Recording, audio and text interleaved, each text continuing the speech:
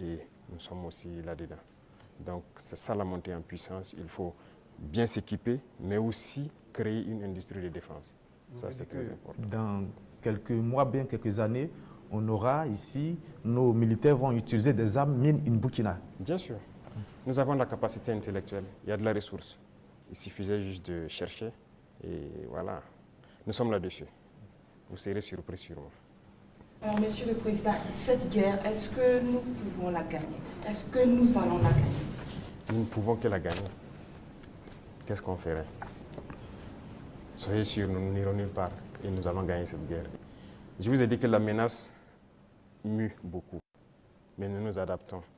Et la force de l'armée burkinabé, c'est que c'est l'une des armées les plus résilientes au monde. La pression que le Burkina Faso a, et je ne pense pas que sur cette terre actuellement, il y a un pays qui a cette pression.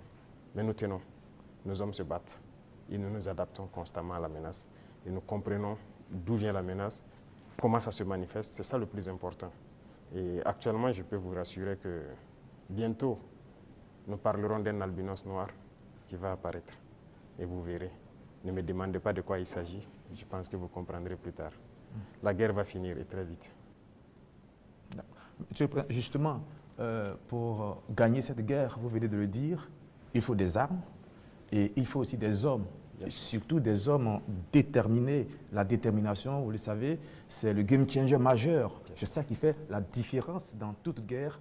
En ce moment, au moment où on parle, quel est exactement le moral de nos troupes sur le terrain?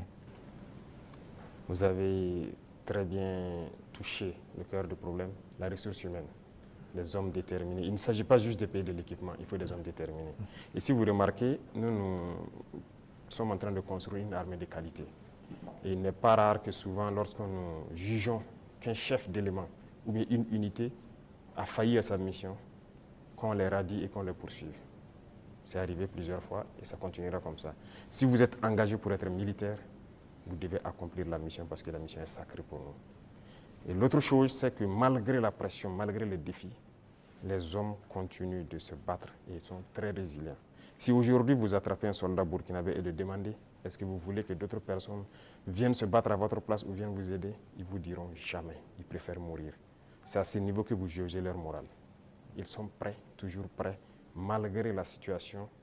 Peu importe la bataille qu'on perdra, on va toujours maintenir le terrain. C'est ça qui est très important dans le mental des soldats. Donc, le moral est au top. Les gens n'espéraient pas être à ce niveau d'équipement, ils y sont. Donc, ils se donnent à fond. Et moi, je ne peux que féliciter et remercier tous ceux qui se battent. C'est très important. Alors, Monsieur